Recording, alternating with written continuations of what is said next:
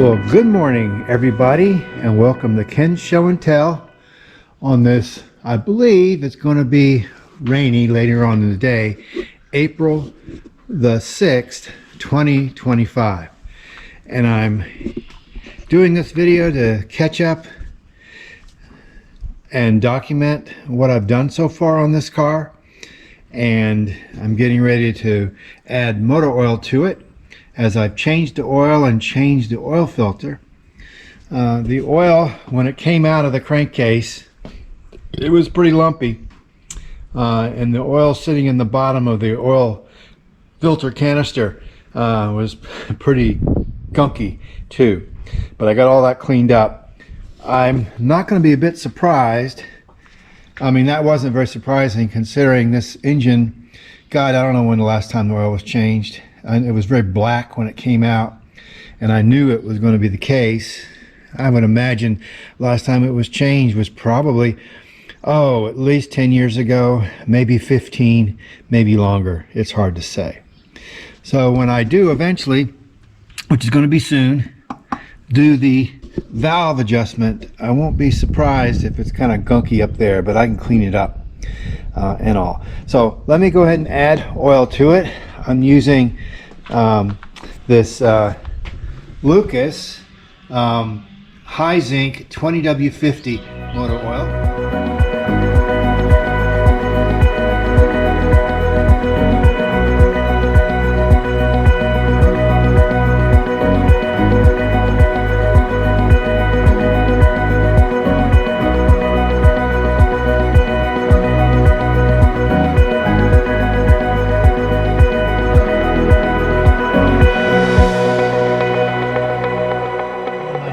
These older Mercedes, look at this solid metal cap here, which is really nice. Everything fits beautifully. One thing I've been wondering about with this car is the existence of this electric fuel pump under the hood here. See, there it is. It's a high quality pump, and it doesn't seem to flood the carburetor, but electric pumps are generally back towards the tank because these things push better than they pull. And then upon further investigation, I discovered this has a mechanical fuel pump. Now, either sometime in the past, obviously sometime in the past, this pump ceased to function, or it wasn't functioning as well, or this thing was developing vapor lock. I'm not sure, but somewhere along the line, this pump, electric fuel pump, was put in under the hood. This is an easy spot to put it because you've got a fuel filter coming off this pump. You can put it right in line with the fuel lines, and it comes in here and feeds into the vehicle's stock fuel filter, which is right here. And the wiring's easy to get to, and it's wired to the switch, which is nice. So I'm just going to leave it as is because it seemed to be working. It may be something I'll need to address as I become more familiar with the car. Also, I need to open up this steering box, this filler plug, check the oil, and add the oil to it. But it is kind of stuck, so I'm going to use some PB Blaster and see if I can get that off and see what that looks like. Back to that steering box. I hope you can, there's the wrench, the 14mm wrench. This long thing right here is a crowbar. I put down here to pry that bolt out, and I got it to move, so I can probably do it by hand now. So let's just see. Had to be real careful you didn't push against any lines or anything like that, wires or hoses. But I think it's loose, so let me see what we can do. I pulled the dipstick out, gives me a little more clearance here. Okay. There it is. There's the filler cap off. It took a few squirts of oil out of my oil can, gear oil. down in there, so I'll just put the top on, and it looks pretty good. I have to keep an eye on this. I have flex disc here. I know it's a it's a rubber, maybe leather, maybe metal reinforced little flex disc on the steering column. Right now it looks old, but it could be.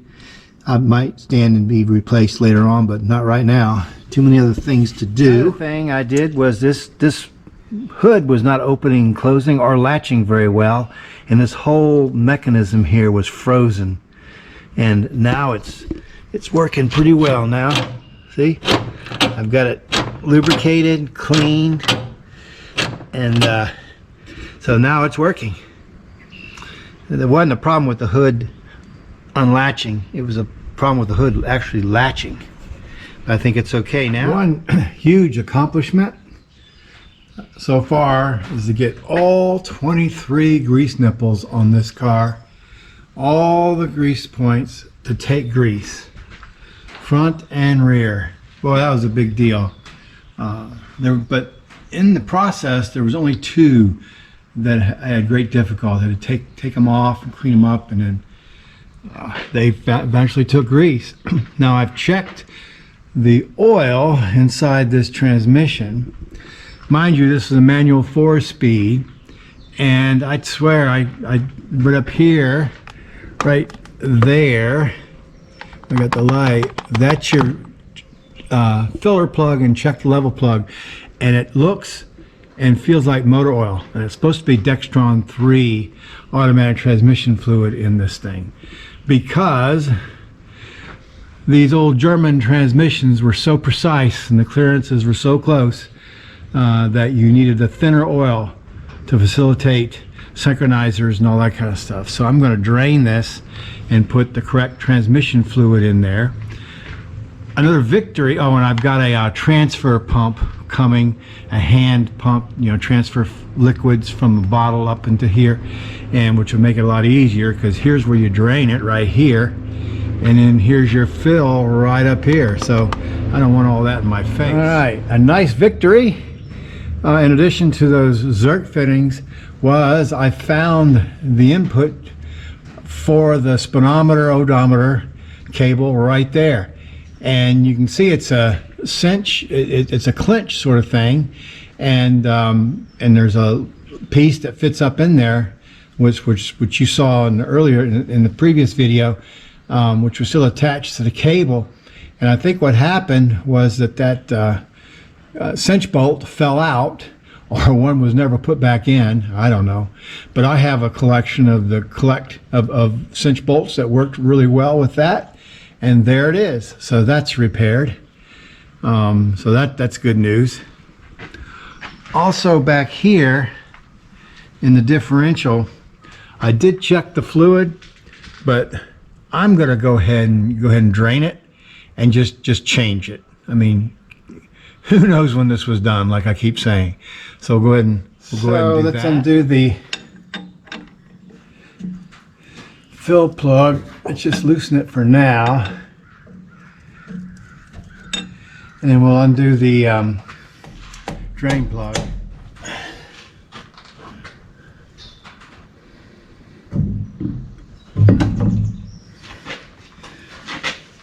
There we go. Golly.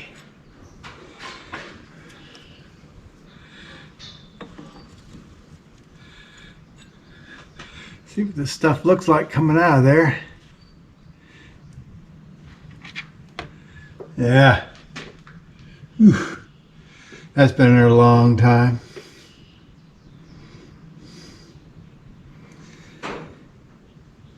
Okay.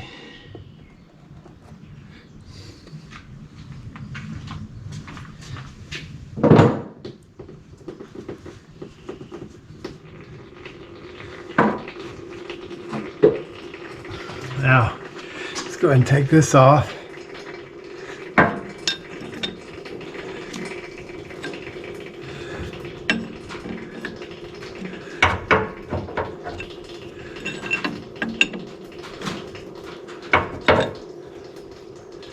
Yeah, here it comes.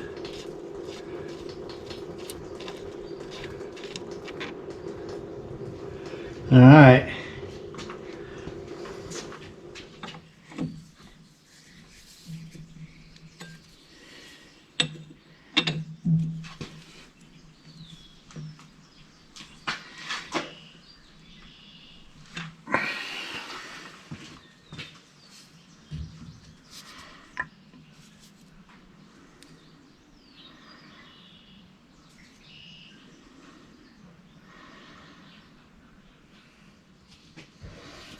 See, it's starting to run out here.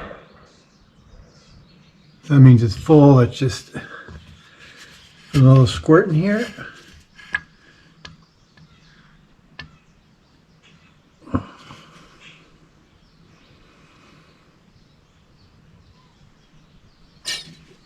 Oh yeah, it's full. Okay. Well, we get the plug.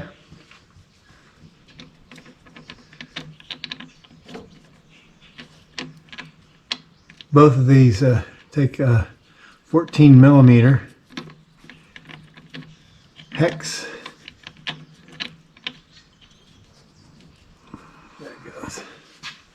Now, one of the problems is that I don't have much of a throw here, but it works.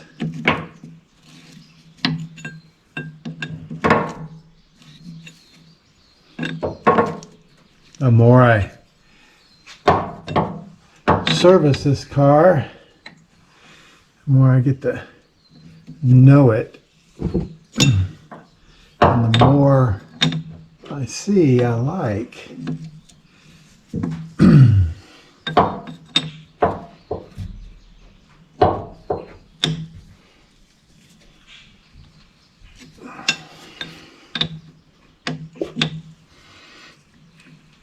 Okay, that's good enough.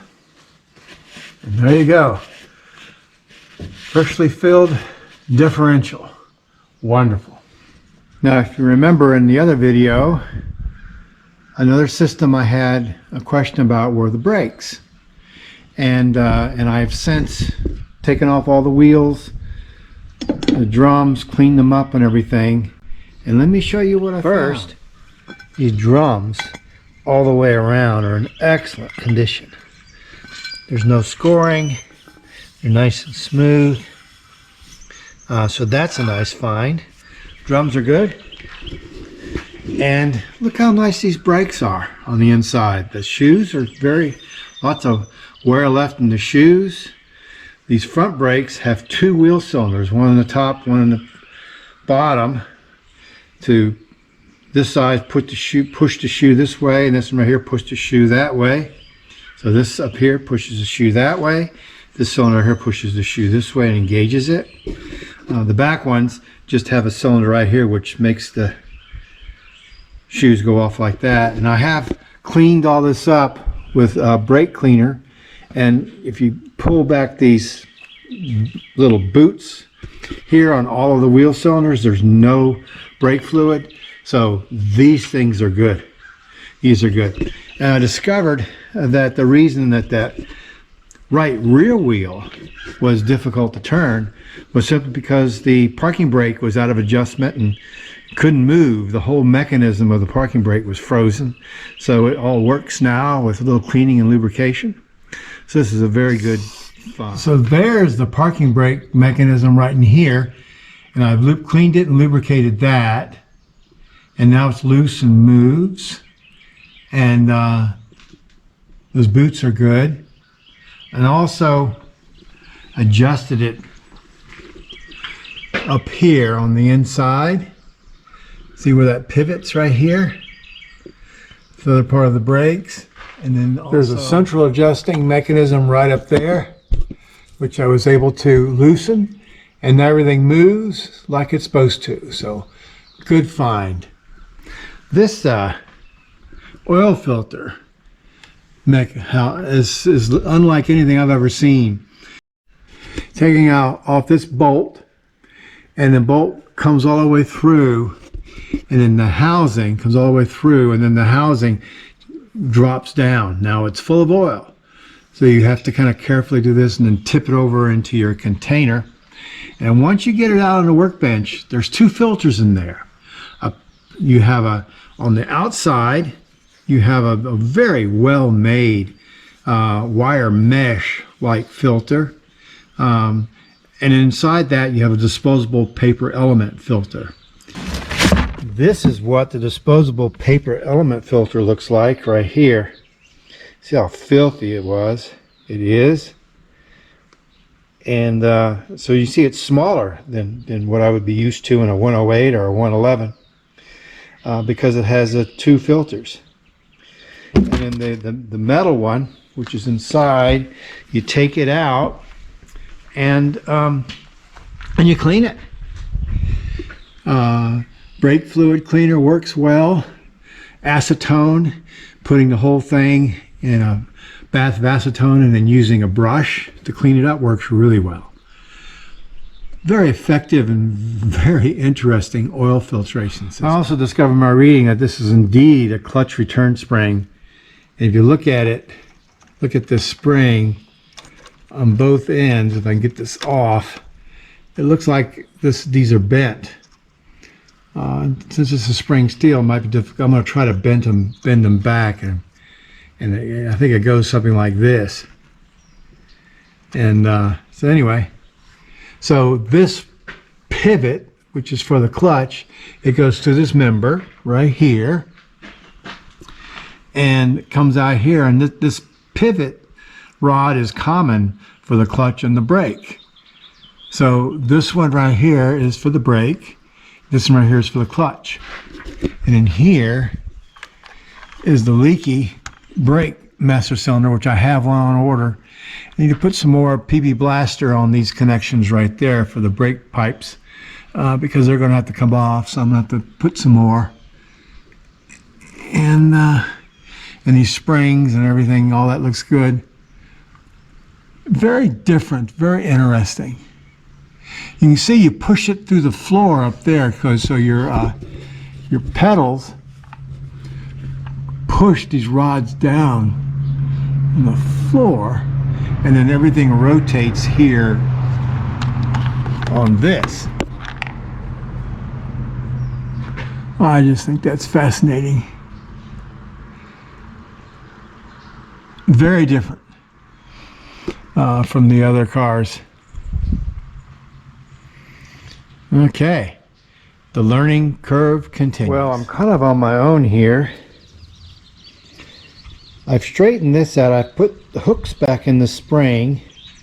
I've straightened that out. I put a hook back in here.